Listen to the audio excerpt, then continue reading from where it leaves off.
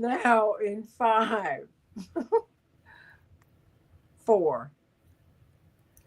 Hey everybody, welcome to the Santita Jackson Show. I'm having such a wonderful time here on AM 950 Radio, the voice of progressive Minnesota. I am on X at Santita J and the Santita Jackson Show, and on Blue Sky, santitajackson.bsky.social. I'm so happy because I actually did that myself. Everything else Marnie Reeves did.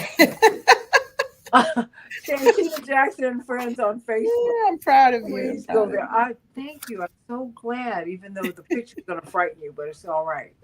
And of course, I'm streaming on Reverend Jesse Jackson's page. And let's just get to it, everybody. We've got a lot to talk about as we're closing out 2024. It's hard to believe that this year's gone by just like that. While we're watching drones, I think they're UFOs, but it's just me. Circling about now 6 states. Yep. I don't know what you all are doing, but this is a little weird to me. But what a year it's been. What a year it's been. But you know what? There's some issues that are really jumping out at us. And so over the next few days, you'll hear us talking about immigration and birthright citizenship once again, and freedom of the press, free speech. We're going to be hitting on these issues, of course, the Middle East and the looming Third World War. There's a lot of ground that we've got to cover going into this new year. And what really moves people so much is education. It's always been amazing to me to see the reaction in season, out of season, that education topics, the reaction that they draw from the audience. I guess because it is everyone wants their children to be educated, and everyone wants to be educated themselves. And so I've got 2 of the nation's leading educators. Hey, Velma, how you doing, sweetie? 2 of the leading educators. Everybody thumbs up, like, because as Dr. Reeves will tell you, that means that it'll help us with our algorithm. Hello, we need your help. We need your help. There you go. Thank you. Am I doing all right? Dr. Reeves, okay. There we go. But we need you to thumbs up, like. Let's talk about our incarcerated children. We never talk about them. And yet, they are very much a part of our lives. They are. And they need an education. And they are being denied that. The 1994 crime bill, one of the tragedies of that bill, really, an injustice really, was the drawing down of Pell Grants for the incarcerated. Most people who are incarcerated are poor. So they don't have parents who they can call, or family they can call, or friends they can call and say, hey, please pay for my tuition so that I can get educated while I'm in here. Let me do something. No, that was ended in 1994. So you've got a lot of brilliant minds that are just on ice. And what about the developing mind? I looked at the appeal, and there's a commentary that low quality schools are a double punishment for youth in prison. Low quality schools are a double punishment. And this is from Haley T. N. Corman and Paul Beach. And this is from December 11th, 2023, just a year ago. For years, they write, youth incarceration has been falling across the country as calls to close youth prisons have grown louder. And of course, before we finish the year out, we're going to talk about President Biden, Dr. Whitaker, pardoning these judges who got cash for kids. We'll do that tomorrow. We're going to continue. We're going to bring up these issues because they're here. Healthcare. We're going to be talking about all this before we get out of here, because we want to give you something to think about. But let us talk about the price that our children are paying in these prisons. They're supposed to be rehabilitative institutions, but that's not what's happening. And they said, in reality, youth prisons are often harmful settings for the thousands of young people who spend time behind bars in any given year. Evidence shows that these facilities cause further trauma, which is what you were talking about yesterday, Dr. Sonia Whitaker, to many incarcerated youth, ranging from sexual assault to extensive isolation to overdose death. That harm extends to the education that young people receive while in prison, they continue. For many incarcerated youth, the schools they attend while in juvenile detention and up being their last experience with formal education. Studies show that few children complete a high school degree while in prison. Many also don't return to school after their incarceration ends, and those who do so are less likely to graduate. They continue on and on and on. We continue with Dr. Sonia Whitaker. She's been a superintendent of schools. Indeed, she is one of the heads of our Push for Excellence program. We have such regard for her, but she has been a teacher. She has been a superintendent of schools. She has performed at every single level, and she is of national and international renown as an educator. You've got to get her book. Is there anybody who can teach me how to read? Is there anybody who can teach me how to read? And she's never going to ask a question. She's like a lawyer without giving you an answer. She's already got the answers, and they're in that book. This woman is a powerhouse also.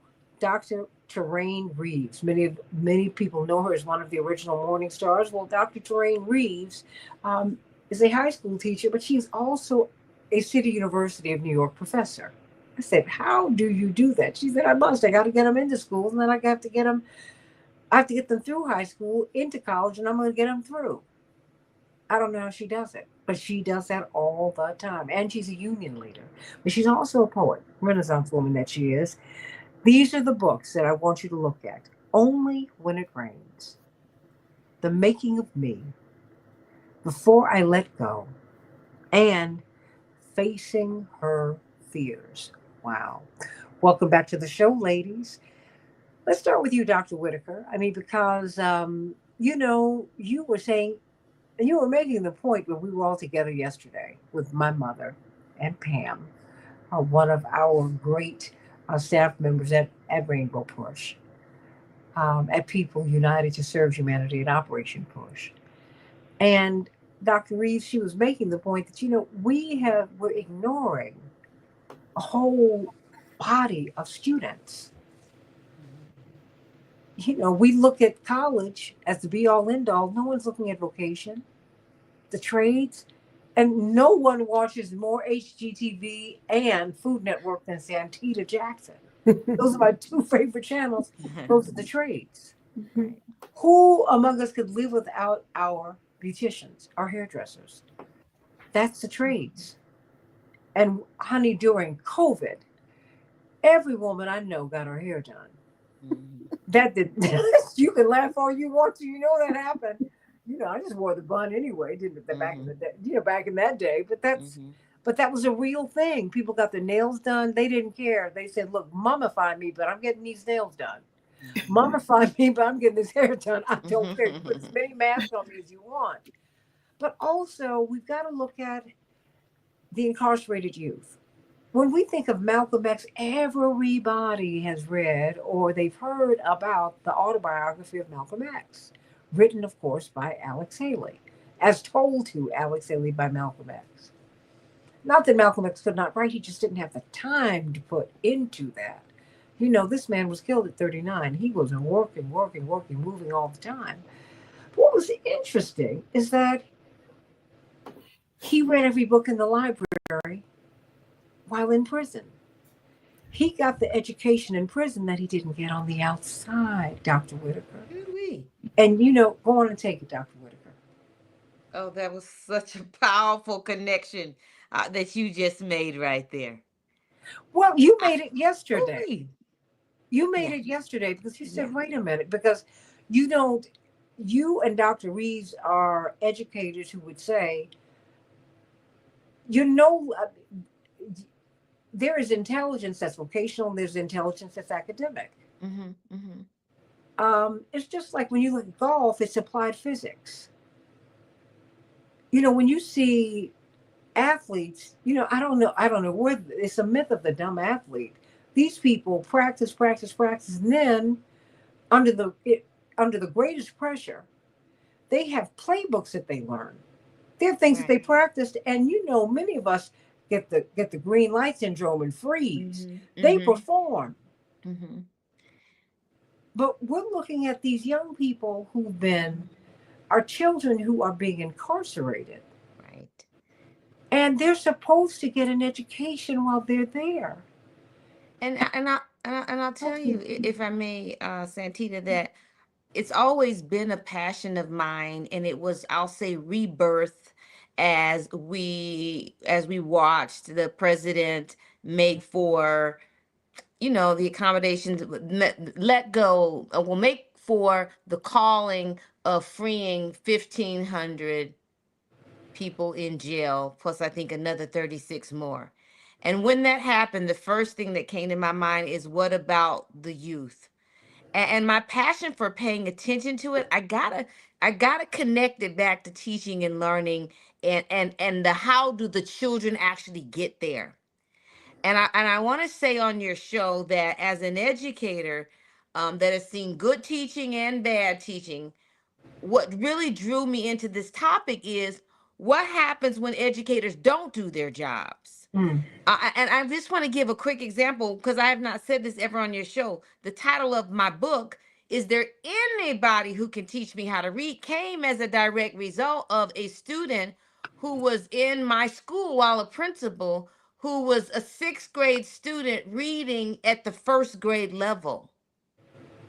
He had come to school every single day, and yet he was not achieving. And one day the teacher called down to my office, and she's like, Dr. Whitaker, there's a child in my class, black boy, kicking and screaming, throwing over tables. He has got to get out of my classroom. And when he came down to the office, I asked him to be seated so that I could gain more information from the teacher about what had occurred. At the end of the day, when his mom came to pick him up, what his secretary said, my secretary said to me, is really what changed me. She said, Dr. Whitaker, the minute you left out of your office, even though you asked this student to be seated, this is real talk. He walked over to me, he got on his tippy toes, he looked me square in the eye, and he asked, is there anybody in this school who can teach me how to read? And the connection that I made was that far too often, children in our educational system, black children, brown children, children experiencing the impact of poverty, which include white children, because they are not excelling academically, as well as external pressures that impact their ability to be successful, like poverty, cause them to act out in school. And as opposed to addressing that, they are pushed into the penal system and forgotten about. And that's a problem. I mean, so what do we? How how does this? I mean, so who's teaching in the penal system? I mean, how is this supposed to work? Because we all know we have laws that people don't pay attention to. Like it is law in Texas that when you graduate from high school, you're supposed to be registered to vote. That does not happen routinely. Mhm. But what is going on that these kids that they're not being educated? I mean, what's happening, Dr. Whitaker? I mean, how does this happen? This is a whole. This is generation of kids who are being pushed through the cracks. Because the system is not designed, teachers aren't receiving enough training on how to engage black and brown students in a way that maintains their interests in the schooling experience. And so, as opposed to doing that, the research tells us what we already know, that there are more black and brown children being suspended from school, being expelled from school than their peers, being labeled as having a disability. Black students are underrepresented in gifted education programs and the like, and overrepresented in special education because ineffective and inaccurate diagnosis that makes them feel bad about themselves. And they do what kids do when they don't feel good about themselves. They act out and Like this, find themselves in the criminal justice system. like this child did, because this child that you're telling us about, he wanted to learn. Mm-hmm. I mean, think about the young man who graduated, I think, second in his class, Dr. Whitaker and Dr. Reeves, up in Detroit. This is a few years ago. And he's taken the Detroit public school system to court. I'm Mm-hmm. sure you've read about this case. Mm-hmm. Because he got to college in Florida, he was really struggling. He said, "But how can I be struggling? I came out second in my class in Detroit, in my Detroit high school." Mm-hmm. He was functionally illiterate. He said, "Oh, no, no, no, no. I'm suing you because I have a right to learn." But Congressman Jesse Jackson Jr. showed us that as he read the Constitution as a trained lawyer, no, you don't actually have a constitutionally protected right to go to school. Mm-hmm. And now we're looking at the possible elimination of the Department of Education. That part. That part. So, Yeah. I mean, Dr. Reeves, hey, what about educating these young kids who are in detention centers, who are in jail? What do we do? What's happening? Well, I think we have to look first of all at how our children get to these detention centers or in these jails, um, because of these zero tolerance policies Mm. that they have placed in schools. And this was a part of my dissertation. I focused on the implications of the so-called discipline codes that most states impose in their school system, and how it affects Black and Latino students as a whole. And when you look at the number of Black and Latino students who are penalized because of these discipline policies that are in place, and how they're penalized in comparison to their white, Asian, um, counterparts, you see the staggering increase in the prison pipeline from these numbers, because what we find is that from 1972 to the present, we have tripled the number of Black and Latino students who have ended up in that school to prison pipeline. And oftentimes when we think of students who are incarcerated, we focus on just the Black boys or the Latino boys. We don't really think about the Black girls or the Latino Oh girls, yeah, yeah, yeah. right? We Well, have no, so many. but why do we forget about the girls? I think because it's like a young girl said, why do we always say man made, not people made, right? Mm-hmm. The belief is that boys, because they're the stronger sex, they are considered and perceived as the most aggressive of the two. So a young girl is not necessarily going to be placed in prison, or we can't conceive that a young girl would be handcuffed and escorted off to jail because a teacher complained that this young girl, for example, one of the young girls I wrote about in my dissertation was 5 years old. She was scribbling on the desk. What did the school safety agent do? They called the police. The police officer told her to stop scribbling on the desk.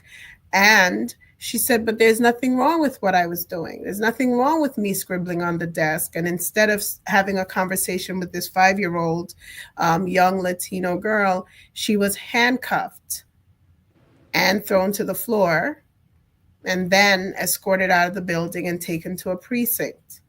Now, we're talking about a 5-year-old because oftentimes we only think about kids at the high school level as well. We're not looking across the gamut from pre-K Pre-K. to 12.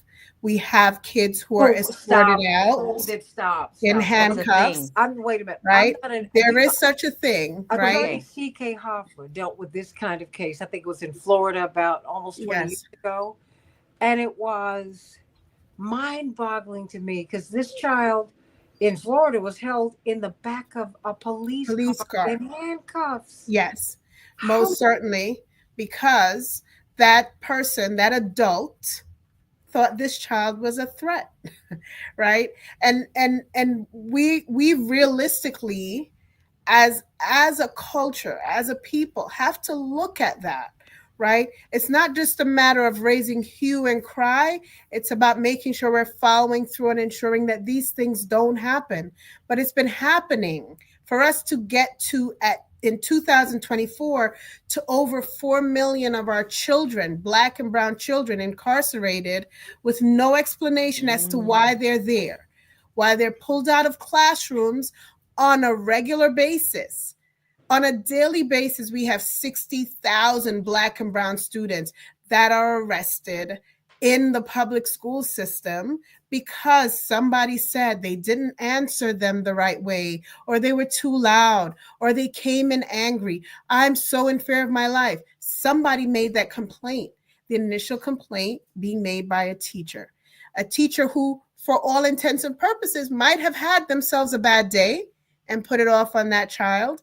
And then, because they had a bad day and could not check themselves, needed to ensure that somebody felt that anger or that pain that they were feeling. So when we look at the numbers, and these numbers are not secret to the public, that's public data, right? Where you have 60,000 of our children who are incarcerated simply for being a child. Now, I'm not talking about the ones who are committing felonies. I'm not talking about the ones going out there hijacking somebody, putting a gun to some. I'm talking about kids who sometimes will run off at the mouth because, you know what? They're a kid. But then when you look at the pre-K, when you look at the elementary school, what is that kid really saying to you, right? Because this 5-year-old, she was drawing on a desk. I have high schoolers who draw on a desk, right? We see the graffiti all over our cities. Teach them how to hone that talent into something beautiful instead of putting handcuffs on them. But we have that record that's been ongoing. If you recall, before they called them prisons, where young kids were being locked up, they would say we're sending them to reform schools. Yeah. And what were those? Those were privatized prisons where our young black boys, young black girls, young Latino boys, young Latino girls were put on farms. They were put to do farm work for private enterprise. Yeah. And we looked at it as, oh, they're in reform school. They must be a bad kid. Well, wait. So have we put these kids to work already? You know, because that is a program that came out of our Department of Justice. Like so in New York, like the TED Partnership for Refugees. In New York in the 1970s, let me just say this: we have a TED program, TED Partnership for Refugees that our state department signed on to. That's why we got these refugees. They're coming in here, and now we know that what is happening is, I mean, these people can fight fires in California, but they can't become They can't be firemen and firewomen when they come out. But I'm glad you talked about firemen and firewomen, because you can look at those numbers and there's a staggering difference there too. There's a disparity there because they don't assume that black and brown people can be firefighters either, right? They make it challenging for our black and brown children to join certain business entities. They make it very hard for them to graduate from high school. So let me ask you this. What is happening then? Because it's clear they're throwing our children. Well, they're not throwing them away.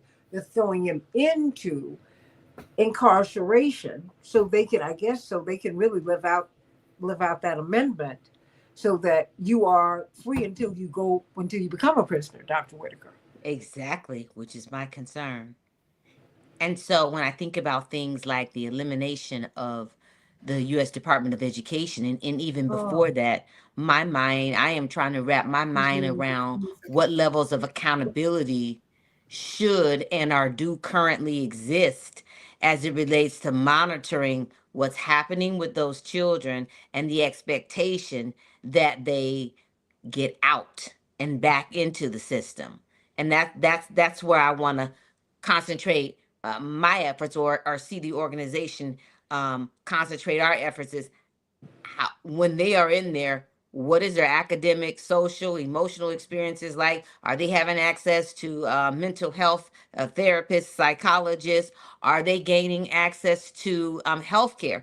One of the things I've been reading about lately is how often those children, when they're there, don't even get access to nurses and doctors that they need. And so, what I'm interested again in knowing is, what is the level of accountability for making sure that those children are serviced? What is the level of accountability and support for ensuring that the children are still excelling academically? Because just because they make a mistake in the traditional school setting, as was indicated, doesn't mean that they can't excel behind closed doors, so to speak. So I want to know that they're excelling, and I want to know that we have an exit plan for them and that the exit plan is being monitored.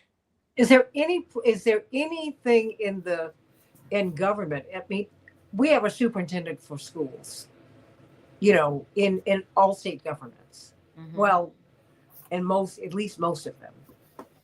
Is there a special is there a superintendent who oversees that part of education for No, the not at the enforcement? national level. No. So if you've ever read A Nation at Risk, Mhm. A Nation at Risk does describe the fact that all children are entitled to free public education, technically, right? Um, your brother can attest to this. Um, However, when they're inside of the penal system, for whatever number of reasons, that part of their right to get that free education can be denied them, right? You do have someone who goes in, if they're a part of a nonprofit program where they have a MOU with the city schools that will provide them with that public education. But that's not something that's going to be provided to them by a privatized prison system. And we have to remember that the prison system became privatized in many states, decades ago. They don't feel the need to spend that money in order to ensure that they're educated, right?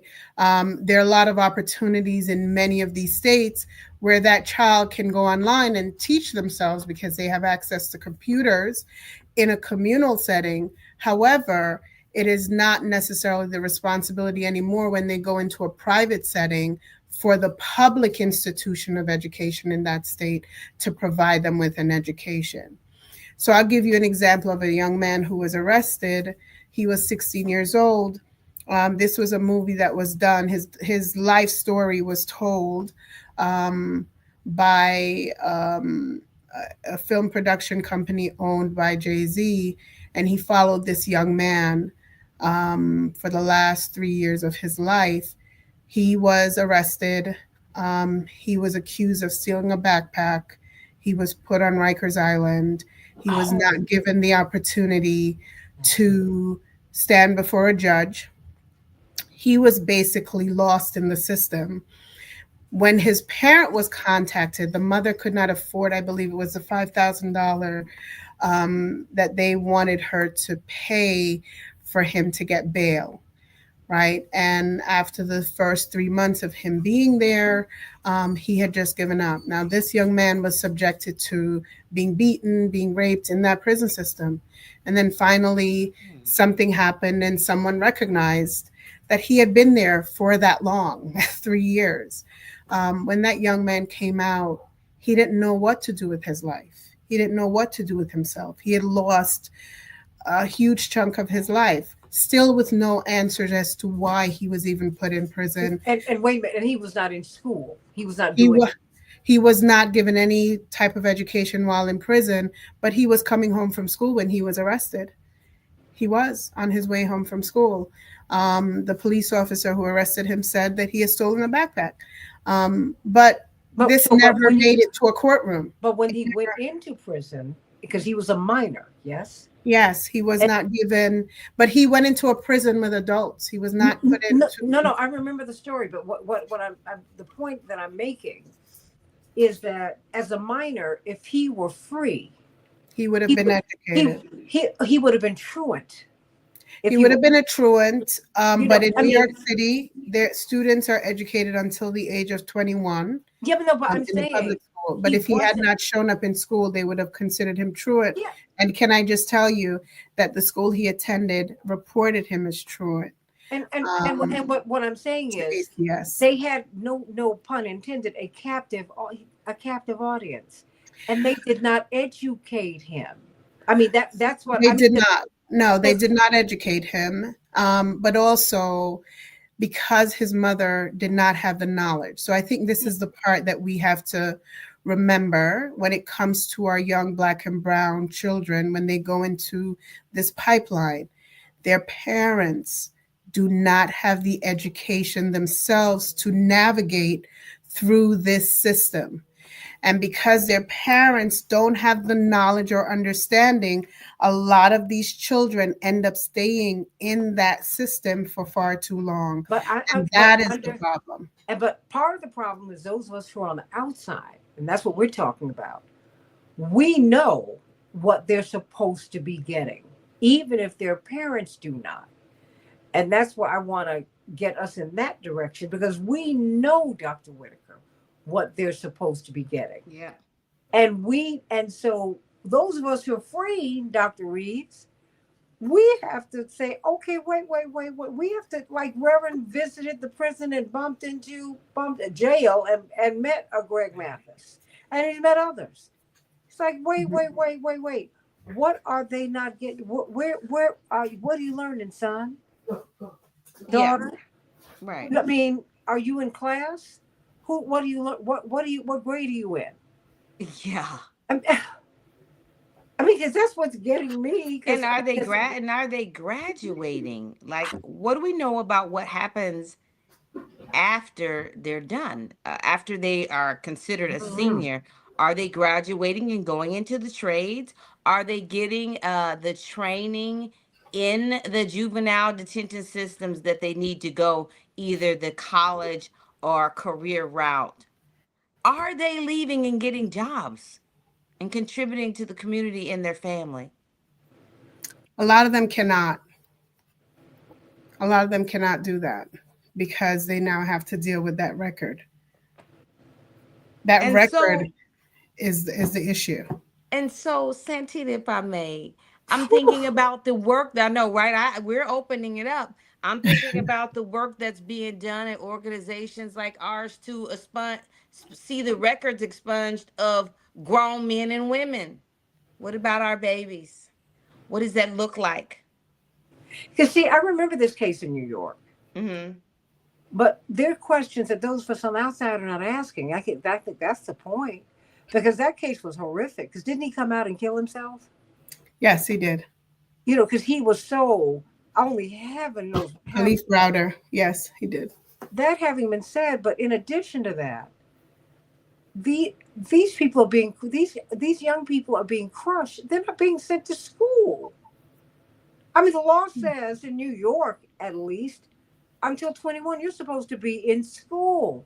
Mhm. They're not in school. It's illegal what they're doing in the prisons, private or That's my public. concern. It's illegal. But that's where the concern should be because a That's lot my of times concern. again you have to remember that a lot of students who end up in that pipeline, the belief by the general public is that they have committed some crime to be incarcerated. It's very rare that you have situations where there's a voice speaking out to say, this kid was handcuffed in a school building because they mouthed off.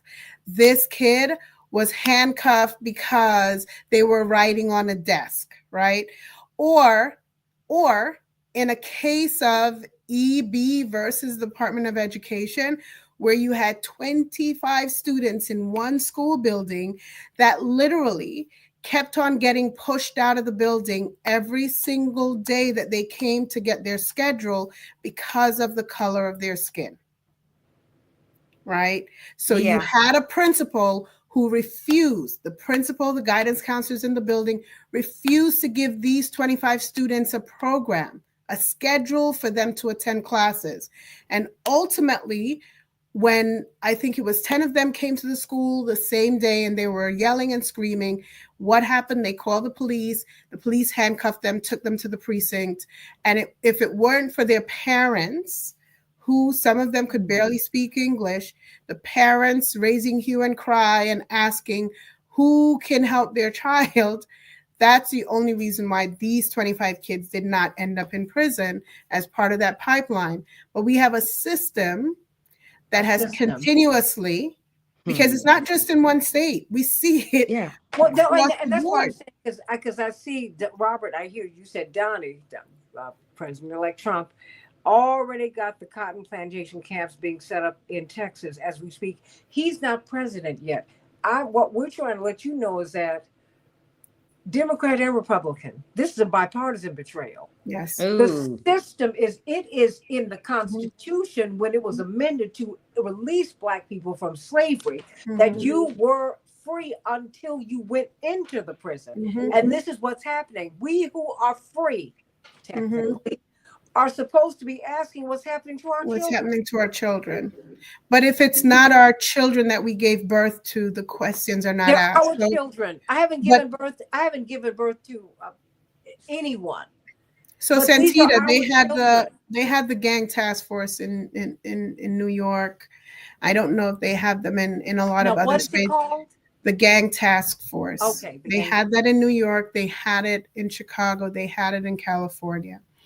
And what the goal of the gang task force was either to infiltrate and take down, whether they ended up arresting students or killing students or whatever it was, that was the initial creation of that gang task force. And then you found where several of these police officers felt that maybe I can help to reform a child, right? So what did they do? They invited a lot of CBOs. Right? These are community-based organizations who are willing to work with children to say, we need you, because people don't understand, a lot of people don't understand this idea of a broken windows theory. The broken windows theory that says if you're in a community where you have apartment buildings that are beat up and windows are broken, graffiti all over, or you have cars that have been broken down and they're basically on concrete blocks. They're not really, those types of neighborhoods where you find the gang influence. Those neighborhoods produce children who ultimately go to prison. Regardless of how much education you give them, they will ultimately end up in prison. That is the broken windows theory. Instead of looking at that theory, looking at that concept and saying, guess what? I am going to build schools. My dogs are barking at a cat, I know. Right. I'm going to build schools and set up the infrastructure to provide them with support. I'm going to make sure counselors are in place. I'm going to make sure psychologists are in place. I'm going to make sure I got special ed teachers. I got to make sure I got all these therapists that can provide them, because kids who stutter, kids who have a lisp are sometimes some of the most inwardly turned kids, right? They don't want to speak. And sometimes there's a level of frustration that comes from teachers who feel that this child is either being disobedient, ignoring them, or not doing what they want to do, when it's realistically, they don't want people to make fun of the fact that they have a lisp or that they stutter, right? So these children are normally the quietest children in the room. Oftentimes you find those are the children that end up getting put in situations where, because they might not respond verbally to a teacher when the teacher is asking questions, that teacher will say, guess what? This child is disobedient. This child is disrespectful, right? When a level of frustration in a child builds up where they start lashing out and they get angry, instead of thinking that I can get them counseling, the counseling they go to is now a police officer dragging them out of a school building. But you know what? So I can tell you my first encounter with a student who Every teacher in the building thought she should have been incarcerated. She told me she was going to kick my butt my first day as a teacher. She wanted to know who was this person coming into her classroom acting like she was all of that. And I'm telling him, I'm introducing myself to people, I'm asking everybody what they would like to do in the future. She thought I was a joke because the teacher before would smoke her cigarette in the classroom, although she wasn't supposed to do it, and wouldn't teach them anything. This young lady looked at me and said, I don't have time for this lady. I don't want to do any of this. And I said to her, well, then you're going to sit down. You're going to be quiet. You're going to pay attention to everything that's going on in the classroom. And you can have a conversation with me after. And she said, no, I'll have a conversation with you at 3:00 when I kick your butt outside. And I pointed to my car outside the window. I said, meet me there at 3:00. Because guess what? I was going to let her know, you will not be doing this with anybody because I'm not here to fight you. I'm here to educate you. Well, needless to say, she did not come at 3:00. Her friends did. The next morning she came, she apologized, whispered, I'm sorry. And I was like, no, your disrespect to me was very loud. Your apology has to be equally loud. That young lady is a nurse today. What was going on in Shelly's life for Shelly to think every teacher was her enemy? Her brother was dying of leukemia and she couldn't handle it. So she was lashing out at the world, right? All I did was to challenge Shelly with her lip, knowing fully well, I'm not fighting nobody because that ain't me. I wanted her to come out there outside in the open so I could say to her, really, this is how you want to live? This is how really you think you want to get down. But that girl had a brother who was dying. But you know and she what? couldn't handle Yeah. her But brother Dr. dying. Reeves, Dr. Yeah. Reeves, all of these kids have stories. But we don't want to No, hear it. no, but And that's the but, problem. but I'm saying and then when we have them in a place where they're supposed to be rehabilitated, air quotes, everybody who's not watching us, I'm looking at, I'm like, wait a minute. That by law, they're supposed to be educating these people, Dr. Whitaker. We have got to make this an agenda. And you know what? We Yes. can't wait for 4 years. Right. And don't assume that, oh, I'm not going to get anywhere with Donald Trump. You haven't even tried. Mm-hmm. Mm-hmm. I mean, just stop. Mm-hmm. I mean, this could have been dealt with. Look, you got a president. There was no world in which President Biden was not going to pardon his son and protect him from his enemies. I'm not mad at him. I just wish he'd been upfront about it. Is anybody mad with him? Right. But you know what? It is not. Don't say, oh, I would never consider it. That was not being honest. And when I look at the crime bill, this is a bill that he helped to craft, and the most onerous parts he crafted. His son would be in prison right now. He pardoned him. His record has been wiped clean. Mm-hmm. He won't do that for the thousands of others who are sitting up in prison right now. But isn't it the same, Santita, as them making sure that marijuana is legal so that our white counterparts can make millions? No. And they still haven't pardoned all those black people? No, stop, honey. They're not drug dealers. I mean, they're come on. cannabis entrepreneurs. Okay, all right. Right, right. No, And you if I'm, don't get it. And if I may add value along this same talk track, I am thinking about the number of people that did not vote. See, the way my mind always works is I always go down to the ground, to the root cause. So I want you to know that where I'm also going with this is that we have our children who then become adults in the system who can't vote. Mm-hmm. Okay. And so I that's also what's driving my passion in this area is how do we increase the number of the vulnerable, the number of Black folks that are able to vote. Getting them to the poll is step 2. Mm-hmm. Step 1, in my humble estimation, is making sure that the juvenile justice system that then highly likely leads them to the prison system, we want them out. We want them voting. We want them college or career. And so that's the other connection that I'm making to this is relevant to the number of them that are on track. Because right now, if we don't address that, 4 years, 8 years, 12 years from now, we're going to still be having a conversation about who can't vote, who didn't vote, who can't vote, who needs their records expunged. I'm trying to stop our black children from getting to the point where we got to figure out how and when to get their records expunged. Well, I think, Dr. Whitaker, one of the things that we have to look at is we have all these grassroots organizations that are growing, that have been in place, and very few of them partner with schools. Very few of them are partners in education.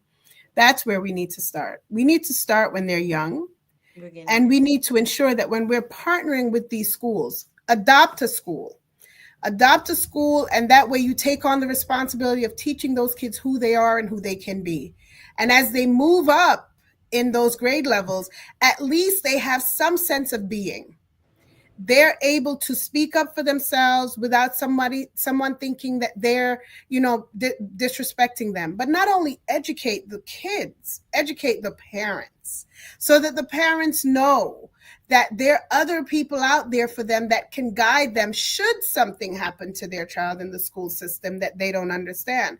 Because that's where I think we're lacking as a people, that we wait until something happens to say we have a problem, right?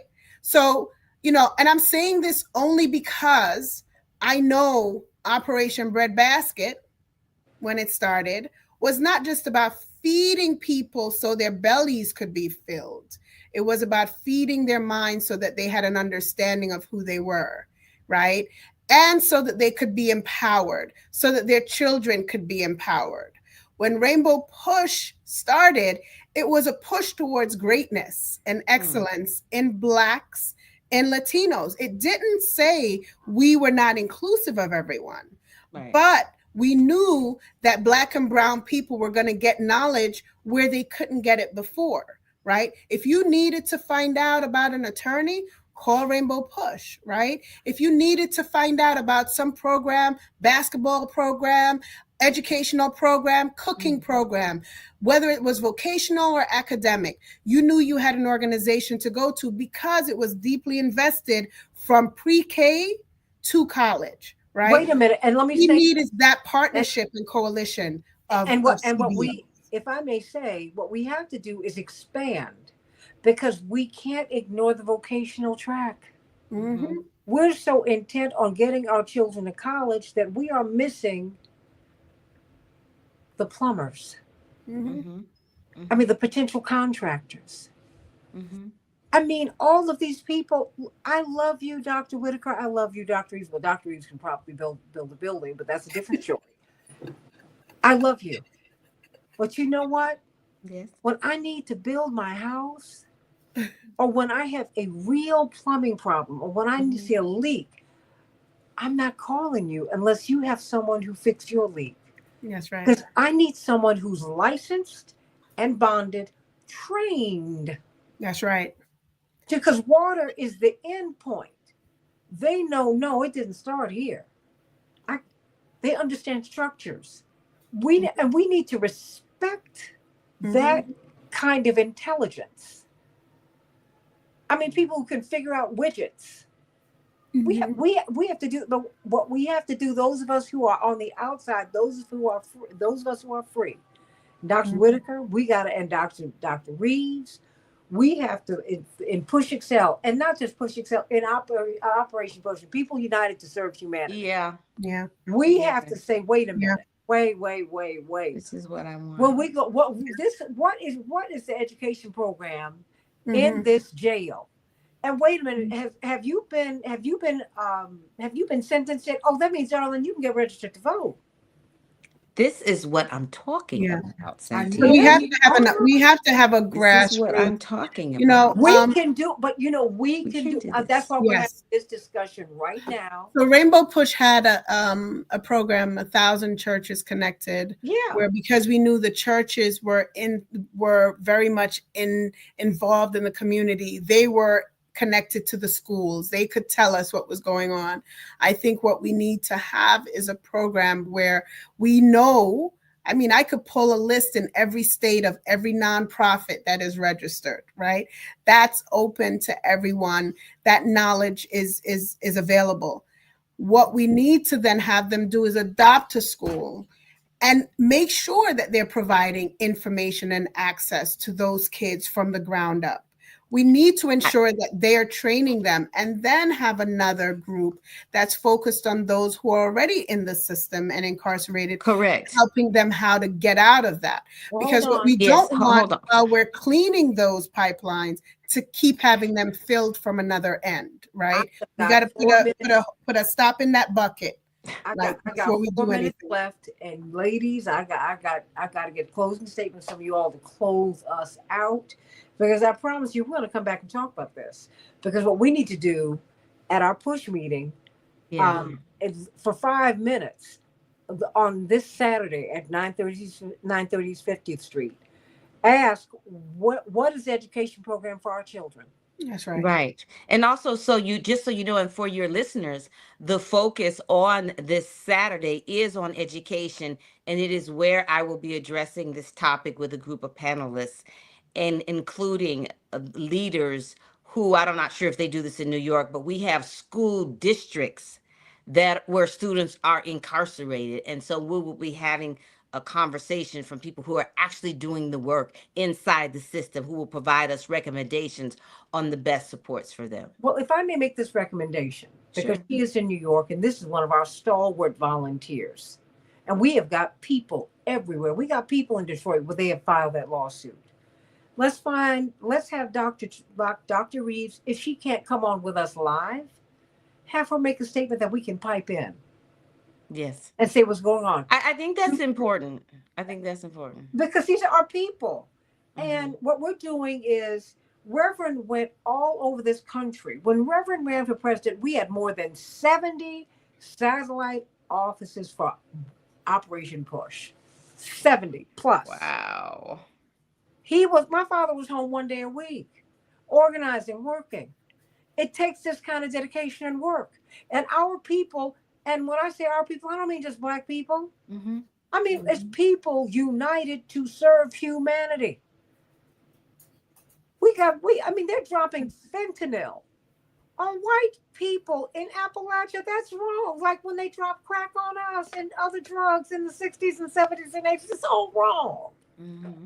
And you can't just put these folks in, lock them away, throw away the key, and don't do anything with these brilliant minds.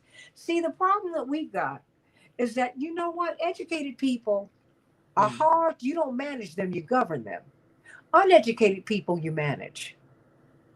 And we need to deal with that. Now, are we going to be free or slave? Slave people are slaves are managed. Educated people are governed. Mm-hmm. Because you must give consent to be governed. We have to come on. On Saturday, let's do it. We're going to get a statement from you, Dr. Reeves.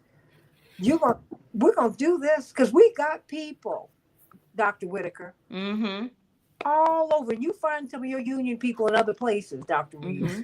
No, I'm very serious. No, because this needs to be. Agreement. Dr. Whitaker was talking about this last night. She said this needs to be our initiative. My mother said, "Wow, whoa." She loved it. She said, "Wait a minute." She stopped. We were having a delicious meal. Everybody stopped eating and said, "Wait a minute. We're not even no. And we're not taking a hit because this is how we start off our Christmas. We've been starting off our Christmas in jails for more than 50 years. Yes. And we're not asking that basic question. So, Dr. Reeves, I need you, we need you, and we need you to find some people because you're with UFT, AFT, all the T's. And now I'm serious. And no, because we have to do this. Because you can find someone in Detroit. Because we need that lawsuit in Detroit. That's a shame. They had a child in elementary school teaching their class because their teacher was not present and the teacher who got there was not prepared to teach them. What? You can't do this. And then we put our children in jail, and they're supposed to be educated. That's the law. That's not happening. Dr. Sonia Whitaker, what did the child say? Is there Is there anybody who anybody? can teach me how to read? Mm-hmm. They want to be educated. They want to They be want to educated. be successful. They They don't want want, to be in jail, and they don't want to be in the juvenile detention system. And they okay. don't want to be ignored to the extent that they have to act out in ways that make them a part of the system. And so we've got to be responsive. And we have to fight for them. That's right. You know what, Dr. They're Reeves, waiting Dr. on Whitaker? us. That's right. We know what the issue They're is. We waiting on talked us. about it. Because I broke my heart to hear about that story about that boy who became a young man who was at Rikers. No one wants to be at Rikers. Mm-hmm. I mean, it is a horrible place. And he was in solitary confinement for over 800 days. And only God knows what happened to him. We do know that when he came out, he killed himself. Yes, he couldn't live for 3 years without a trial, 2010 to 2013.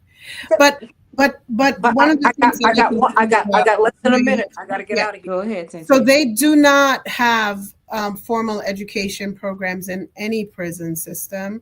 What they do have are, in many cases, online programs or basic GED classes that they give them. So those who are able to attain, and you have some who their families pay for them to do these online courses, so they pay on the outside and then they log in on the inside. Those are the ones that are able to do these programs because they're doing them in an online manner. But other than that, the prison system will not pay for them to get it. But that's why taking the Pell Grants because of the crime bill is so cruel. Yes. It's so cruel. And Joe Biden did that, and shame on him. And he has a month to make that right. Make it right. Everybody, these people are living from payday to Monday. If they have a paycheck at all, they can't afford that. If you can cut all these checks to Ukraine and nobody even knows where it is, let alone why we're there. I know why we're there. It's resources. And we're messing with you. We're messing with Russia. I don't know why they're my big enemy. I still don't get it. Stop it. Just stop it. Cutting checks left and right. And if they don't meet the threshold, you still don't know how much money is being sent there. And you mean to tell me we can't pay for a child to learn to read in jail? In the prison that we send them to? No. I got a problem with that.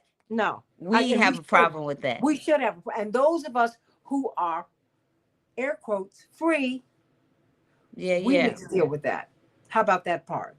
Dr. Sonia Whitaker, Dr. Terrain Reeves, you all have been connected by text. Yes. Let's get to work. Thank you so much. Think about that, everybody. All right. We're moving. We're grooving. Hey. Oh, there's just so much. We're talking about immigration in the next hour. Yes. But that's going to be like played in another day. But you know what I'm talking about. AM 950 Radio, the voice of Western Minnesota. I love you, everybody. Santita Jackson. Good night.